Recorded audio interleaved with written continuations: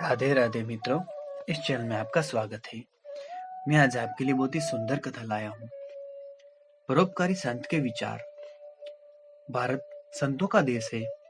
यहाँ एक से बढ़कर एक संत हुए हैं। एक ऐसे ही संत हुए जो बड़े ही सदाचारी और लोक सेवी थे।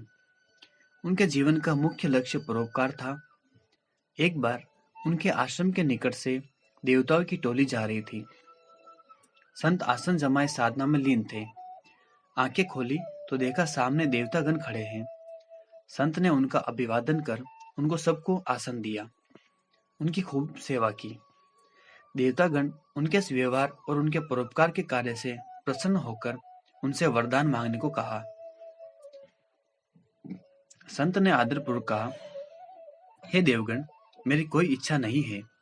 आप लोगों की दया से मेरे पास सब कुछ है। देवतागण बोले, आपको वरदान तो मांगना ही पड़ेगा, क्योंकि हमारे वचन किसी भी तरह से खाली नहीं जा सकते हैं। संत बोले, हे देवगण, आप तो सब कुछ जानते हैं। आप जो वरदान देंगे वह मुझे सहर्ष स्वीकार होगा। देवगण बोले, जाओ, तुम दूसरों की और भलाई करो।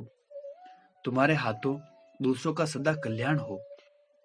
संत ने कहा, महाराज, यह तो बहुत कठिन कार्य है। देवगण बोले, कठिन? इसमें क्या कठिन है?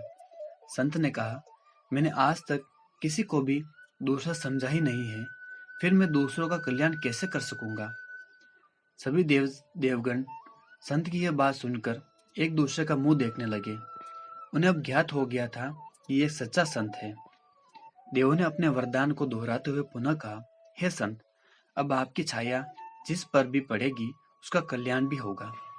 संत ने आदर के साथ कहा, हे देव, हम पर एक और कृपा करें। मेरी वजह से किस किस की भलाई हो रही है इसका पता मुझे न चले, नहीं तो इससे उत्पन्न अहंकार मुझे पतन के मार्ग पर ले जाएगा।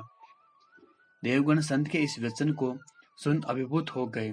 परोपकार करने वाले संत के ऐसे ही विचार होते हैं। यदि परोपकार का यह विचार लोगों में आ जाए तो पूरे संसार में कहीं दुख नहीं होगा, कहीं कोई गरीब नहीं होगा, कहीं अभाव और अशिक्षा नहीं होगी। किसी ने कहा था कि मांगो उसी से जो दे दे खुशी से, जो दे दे खुशी से और कहे न किसी से। जय श्री राम। सदैव प्रसन्न रहिए। जो प्राप्त है पर्याप्त है, जिसका मन मस्त है उसके पास समस्त है। जय जय श्री राधे।